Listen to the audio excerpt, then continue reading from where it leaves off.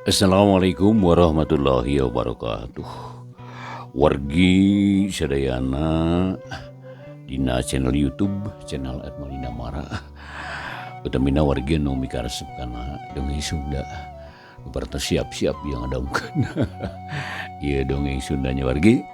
Sahabai pokoknya di mana bae alamat nambah istri pamaget nu anom sepuhna. Kumandar ramang sadayana wargi pamungki bae sarehatnya wargi.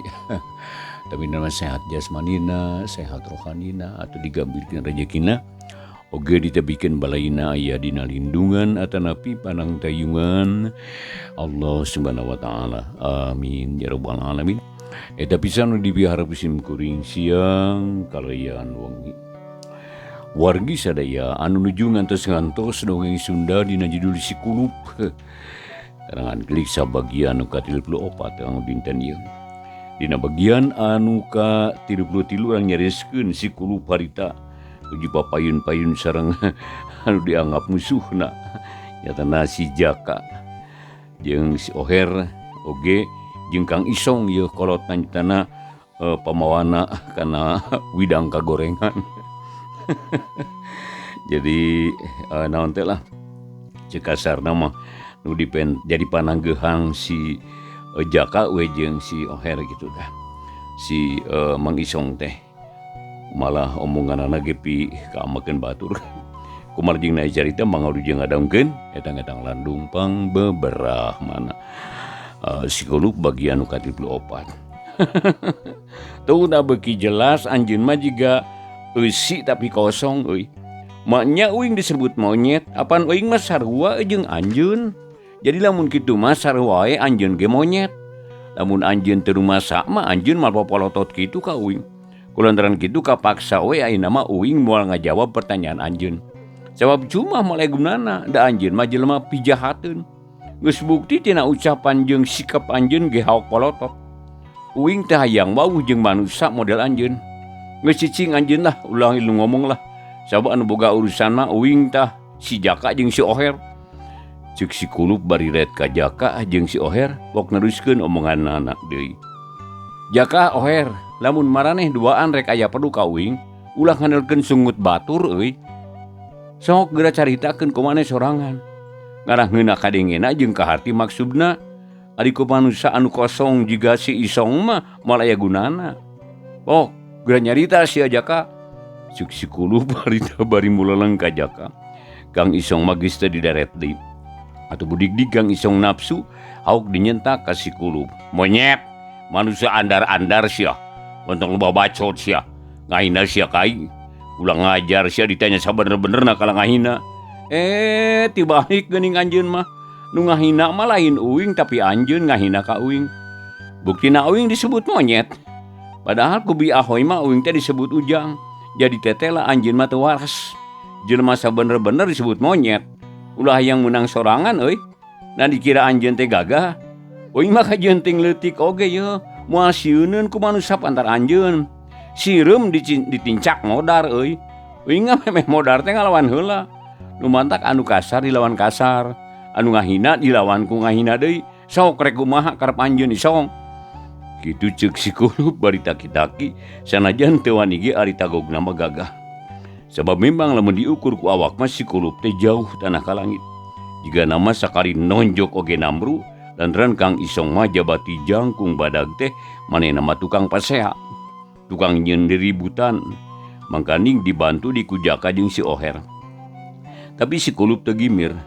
Eleh jeung meunang urusan pandeuri kitu ceuk pamikir Sikulup. Atuh puguh we tumrapna ka Kang Isong kacida pisan matak nyentugna kana angen. Siak beungeutna karasa panas, nafsu da ngagedur amarah teu kawadahan.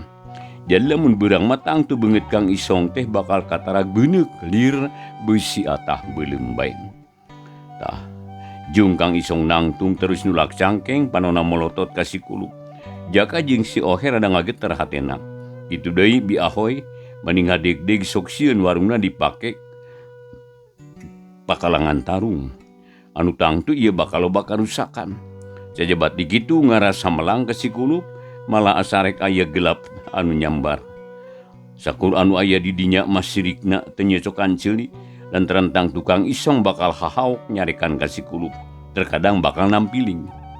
Tapi nu disangka-sangka teu aya, ngila-lila Kang Isong mikir, lamun nyeun ributan di dinya manehna nu bakal disalahkeun.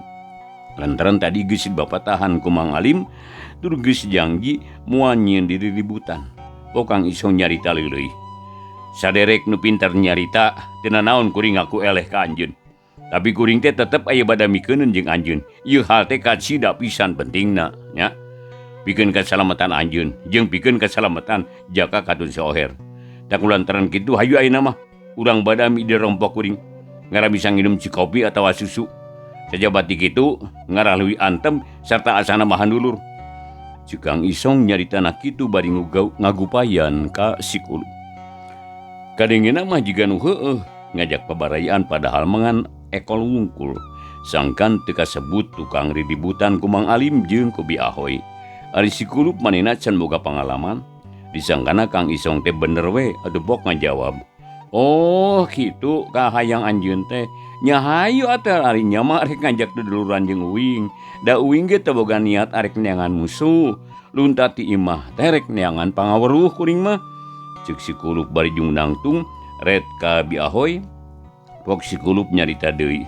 Bu abdi nadawi dieu. Bade ka bumina Kang Isong heula saurna teh aya badantan keuneun kanggo kasalamatan. Bepina wae mah tiasa mondok di dieu ya. Da karesana ayeuna teh parantos sungi ya. Bade mondok di ditu lah di bumina Kang Isong. Ceuk si Kulub pamitan heula kan boga warung. Nya mangga atuh jang bibi mah moal tiasa ngahalangan. Mun kade sing waspada ulah gagabah dina mayunan sagala rupi teh. Bra, geuna mangkat ujang. Keun kupun bibi didoakeun sing salamet. Jawab Bi Ahoy bari teh bari neuteub ka si Kulub. Nyaritana oge nyarita kitu dina biwirda ari hate mah teu ridho nempo si Kulub dibawa ku Kang Isong teh. Inggis ku bisi rempan ku sugan. Sok sieun si Kulub katipu lantaran beda karasana. Teh berek ngahalangan ka si Kulub teu kongang da puguh teh aya hak pikeun ngahalangan. Ongkoh deui sieun ku Kang Isong jeung anu duaan teh. Da geus puguh atuh pamuda-pamuda tukang riributan apaneta teh. Ari Kang Isong jeung Jaka katun si Oher kacida pisan ngarasa bungahna. Tapi teh anu nyarita da bisi nimbulkeun kacurigaan ka Bi Ahoy atawa ka si Kulub. Teh lapok si Kulub nyarita. Mangga ibu hatur nuhun kana pamujangna, tangtos ku abdi bakal diperhatoskeun pisan. Kang Isong hayu atuh urang indit. Ceuk si Kulub bari ngareret di ka Kang Isong, kalayan dibarengan ku hate nu gumbira po Kang Isong ngajawab. Hayu jang hayu. Ayo tuturkeun akang. Jawab Kang Isong pondok kituna bari terus kaluar ti warung teu pamitan-pamitan acan ka Bi Ahoy. Atuh terus sarita teh wargi nya tah dituturkeun kuduaan. Malah si Kulub oge harita teh gancang kaluar ti warung geus kitu mabruk bantu warung ditutupkeun ku Bi Ahoy. Jep harita teh kayaan di warung jempek. Barang Kang Isong jeung baturna geus araya di luar, tetela Mang Alim sambatur-batur geus areubuh. Jiga namah keur ngamimitian ngider ngaronda lemur. Atuh teu kira-kira bae Jaka bungaheunana. Malah terus limpangna digancangan sangkan bisa limpang ngarendeng jeung Kang Isong sanggeus tepi pok ngaharewos. Kang Isong, Mang Alim jeung baturna geus areubuh. Rek bawa ka mana ieu barang teh yeuh? Teh ka imah Kang Isong atawa ka sawah? Ceuk Jaka bari ngareret ka tukang bisi si Kulub ngadengin. Tapi teteh lah si Kulub rada jauh beh tukang. Jaba kehalangan ku si Oher. Ari Kang Isong can waka ngajawab. Manehna ge ngalieukeun ka tukang. Sanggeus katimbang aman kakara Kang Isong ngajawab lalaunan. Urang langsung ngebawa ka sawah. Ulah dibere ampun di ditu urang ringkus terus alungkeun kana rungkun saliara. Antep nepi ka isuk sina ngarengkol di dumbala tah. Uman budak bang kawarah kitu mah tah wadiwarah. Ceuk Kang Isong lalaunan nyaritana ret di ka tukang. Geus kitu gero ngagero ka si Kulub ngarah teh jiga tas ngomongkeun. Jang gancang atuh rumpangna hayu. Bareng jeung akang ulah manderikeun maneh. Ceuk Kang Isong bari rag limpangna ngarandeg. Mangga Kang mangga. Ceuk si Kulub bari terus limpangna digancangan atuh teu lagi geus bisa nyusul Kang Isong. Sanggeus ngarendeng terus Kang Isong limpang deui. Sajroning limpang sarerea teu aya nu nyarita. Atuh bugus soragaang jeung jangkrik anu reang beuki jelas bae kadengena. Angin peuting karasa tiis mani nyecep nembus kana jantung. Salila lempang si kulup teu boga curiga nanaon. Manehna ngarasa bunga pedah geus aya anu ngaku teh. Padahal teu nyahun yen manehna teh rek mapag kala. Sarua jeung ditungtun ku maung lodaya dibawa ka riang buhaya. Si kulup kaolo ku omongan manis, jadi teu waspada da can boga pangalaman teh. Bener wagi ya, ayo ngaleuteul ya. Bismillahirrahmanirrahim.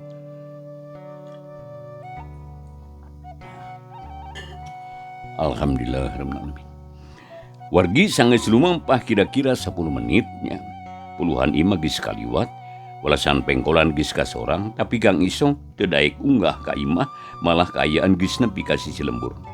Dirinya terus nerobos ka kebon bako, beras ka sisi sawah, terus lalimpang mapai galengan.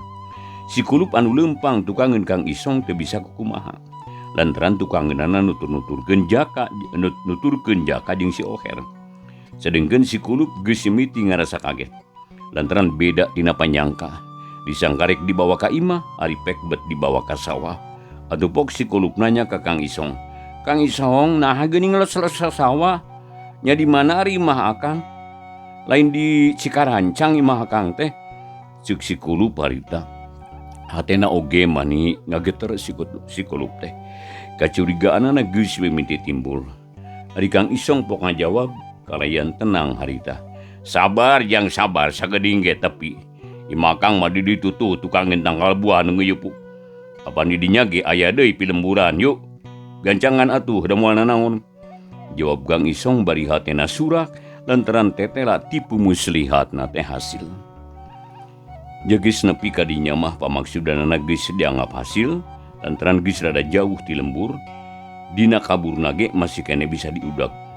Serta manehna bisa ngagorowok nyebut bangsa. Nu akhirna tangtu si kulup bakal pada ngudag. Ngadengi kitu si kulup rada tenang pok nyarita deui. Oh, hutan aya di lembur di dinya. Lembur naon ngaranna eta teh? Nah disebut Cikarancang keneh kitu. Ceuk si kulup harita. Bari tetep manehna lempang, panonna teu bisa luak lieu ke tempat sejen. Lantaran kaayaan ngan remeng-remeng wungkul kacaangan ku bentang teh. Lamun balangah teh tangtu bakal labuh. Mangkani nu disorang teh galengan sawah anu leutik teh. Ngalan lembur babakan eta teh, babakan Cikarancang. Dalam urung gedena manu tadi, dia eta lembur imahna teu loba, nganukur aya 5 imah. Kitu ge rada anggang da kahalangan ku kebon sampu. Tapi sarua mah tak betah jiga di Cikarancang. Jawab Kang Isong juga nu heueuh, ngabohongna teu kapalang. Bubuhan jelema resep heureuy kana teu bener. Ari si kulup teh nyarita di harita. Lantaran carita anana asa daya hartina. Ngobrolkeun nu kitu mah teu matakna bahan pangarti. Kitu ceuk pamikir si kulup nu matak ngobrolna teu diteruskeun. Tekung srila rombongan Kang Isong teh geus tarepi ka palebah tangkal buah anu dituduhkeun ku Kang Isong. Tapi barang sareng ka palebah dinya si kulup rada ngahuleng. Wargi sadayana masih ngadaungkeun dongeng Sundanya dina channel YouTube ya. Dina channel Mang Dina Marah. Kawargi sadayana anu nuju ngadaungkeun ieu dongeng Sunda sok sanaos mangrupikan dongeng wargi. Pamugi sing tiasa ngajantenkeun landung pang beberah manah nya wargi. Mangga kasadayana urang lajengkeun deui carios si kulup bagian anu ka-34. Si kulup rada ngahuleng lantaran nu ceuk Kang Isong aya lembur teh nyatana mah teu aya saung-saung acan. Nu aya ngan sawah jeung kebon saliar. Beh tonggona sing gunung tangkal teureuk paselang jeung tangkal kalapa. Sanggeus nembi ka kotakan anu aya sayan regang Isong harita ngarandeg. Baru semalika tukang pok nyarita. Areureun euy, urang geus nepi ka di jugjug ye. Jigana dieu mah salse ngobrol teh ye. Marae anu ngaganggu jeung mal aya anu ngagokan. Sok dariuk di dieu. Ceuk Kang Isong bari geek diuk dina galeng anu garing. Kitu di si Oher jeung Jaka maranehna dariuk ngajajar jeung Kang Isong. Ngan si kulup anu henteu teh lantaran manehna ngarasa kaget. Terus ulah treret nempoan ka sakuriling eta tempat. Tapi tetela taya imah hiji-hiji acan. Atuh pok si kulup nanya ka Kang Isong. Kang Isong, di mana babakan Cikarancang teh? Da geuning taya imah hiji-hiji acan ieu mah. Cenah cek Kang Isong tukang ngentang kalabuah tapi nabat teu aya nanaon. Wawa bohong Kang Isong mah ye. Cek si Kulup ari teu bari rada ngageter hatena. Ya jantungna geus mimiti ratug rada rongkah. Kecurigaan ka Kang Isong nambahan deui. Ari Kang Isong cakakak seribang nu nikmat pisan pok nyarita. Monyet tong kaget euy. Tah di dieu mah dewek teh sarta di dieu pisan si laing bakal diwarah ku dewek jeung batur dewek duaan. Si laing bakal nyaho naon sabenerna anu bakal tumiba kana awak si laing. Cukang Isong bari seuri lelengakan jiga nama sugema pisan geus bisa nipu si Kulup. Di dinya mah bebas rek kitu rek ieu ge. Lantaran geus jauh ti lembur. Mangkaning dina kaayaan peuting anu nyaksian teh paling-paling ge bentang anu baranang di langit. Ari si Kulup harita meningarenjag barang ngadenge caritaan Kang Isong teh. Rai napsuna untuna manika kerot sakedapan mangahuleng bari molotot. Rek nyarekan di korona asa mangpetan tapi dailah hauk si Kulup nyentak. Lisong jelema kosong molongpong jiga lodong sia. Montong ngahina ka aing sia. Kunaon sia teh gableg laku siga setan ha. Ari nyarita siga nu heueuh sia. Rek ngajak duduluran adi kanyataanna bet ngajak memusuhan. Awas sia Lisong diwejek sia ku aing. Cuk si Kulup teh bari ngajeleng nulak cangkeng. Panu namureleng ka Kang Isong. PKR rek ngomong naon ge sia. Aing geus geuma geus bisa nipu sia. Sarta di dieu sia bakal diringkus ku aing, bakal dialungkeun ka nu bala, engke sia bakal dileg-leg ku Rai Sanca. Sia moal bisa balik di ka lembur sia. Di mana lembur sia ha? Jeung saha ngaran sia? Sok jawab sia ngarah hampang ka hukumanana. Heuh ku aing dijawab. Bisi sia panasaran hayang nyaho kana ngaran aing si Kulup. Asal di Cianjuang tahnya ieu pisan manusana nu bakal nyangkalak manusa model sia. Cuk si Kulup bari nempakan dadana. Manehna teu ngarasa sieun sok sanajan yang haripan tilu jalma anu jarang pung gede. Oh, ieu nu ngaran Kulup teh.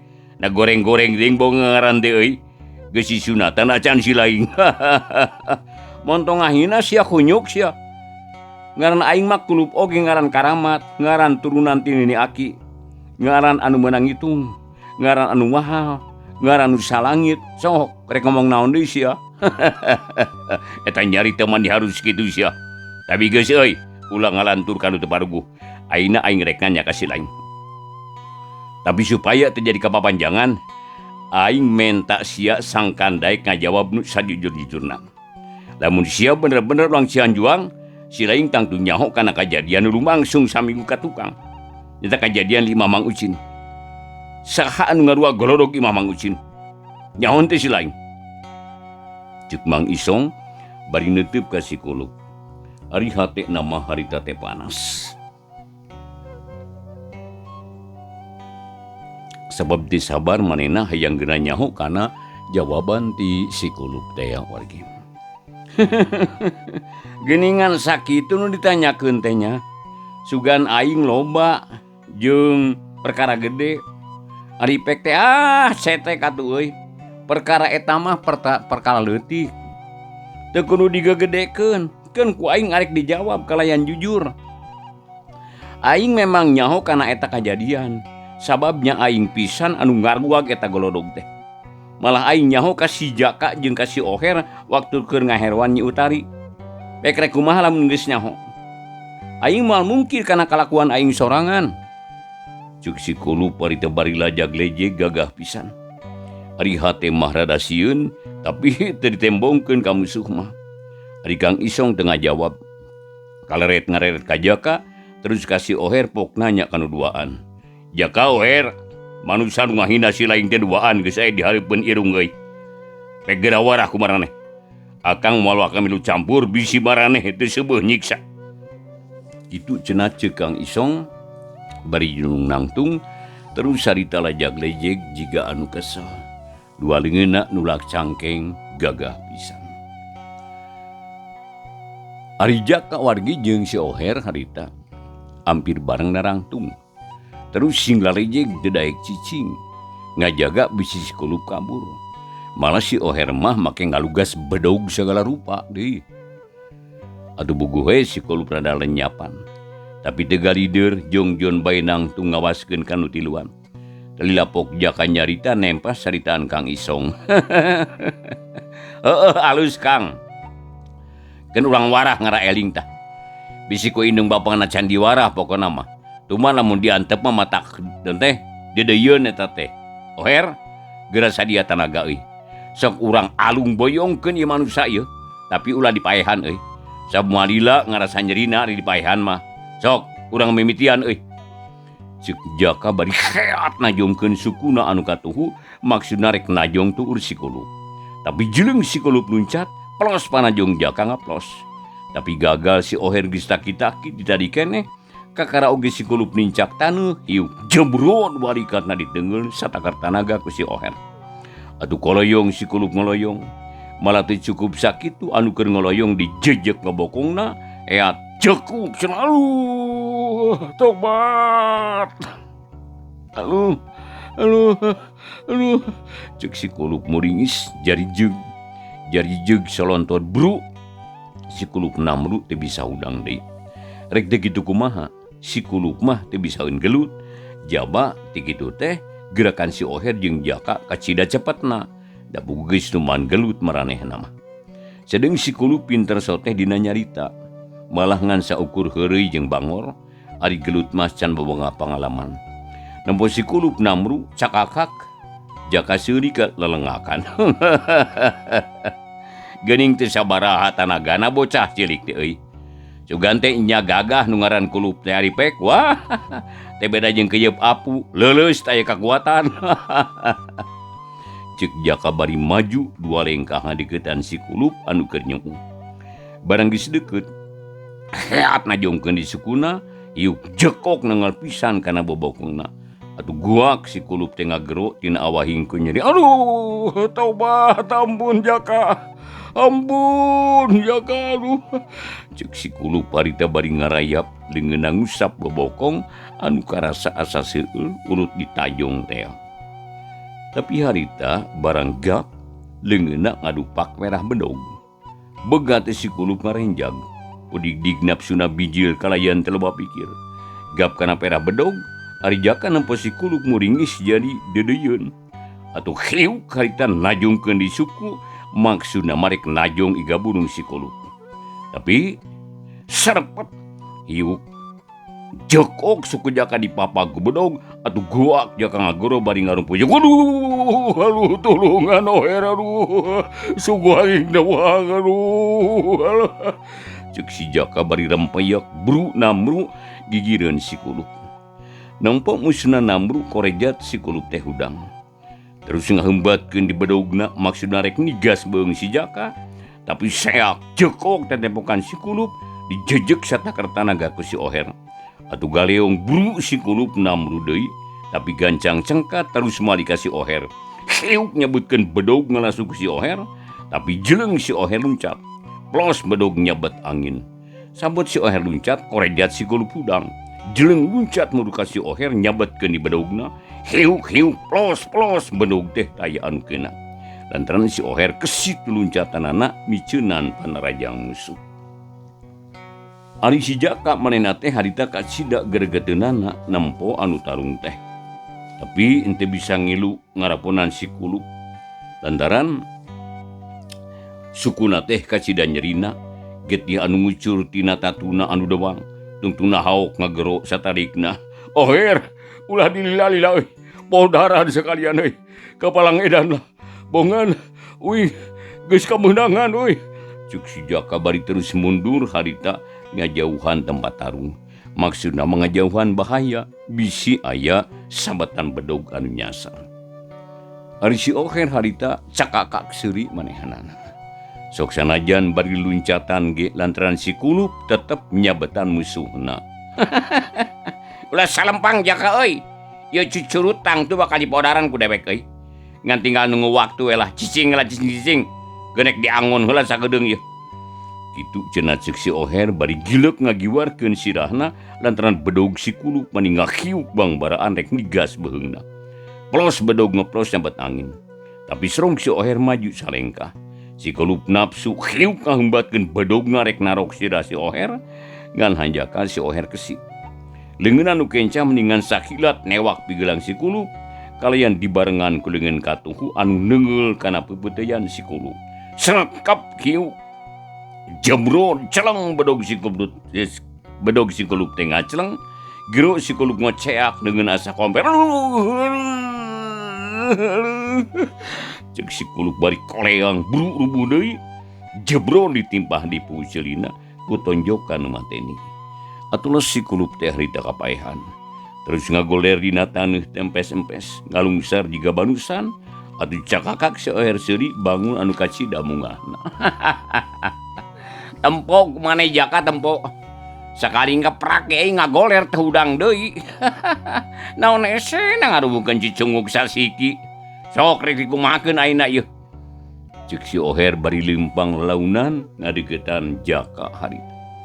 Atuh gancang harita teh ku Jaka dijawab bari meringis malah waktosna wargi sadayana teu nya kapan. Rupina dongeng Sunda dina judul Si Kulup karangan Kiliksa bagian nu ka-34 wargi dicekapkeun dugikeun ka dieu bae. Pamugi sakali di sok sanaos ieu mangrupikeun dongeng Sunda sing tiasa ngajandankeun landung pangbeberahmana.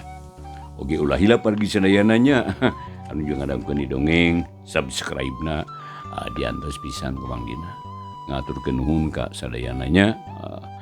Oge insyaallah atuh cariyos si kulup bagian anu ka-35 wargi enjing dina waktos anu sami urang ngajengkeun deui.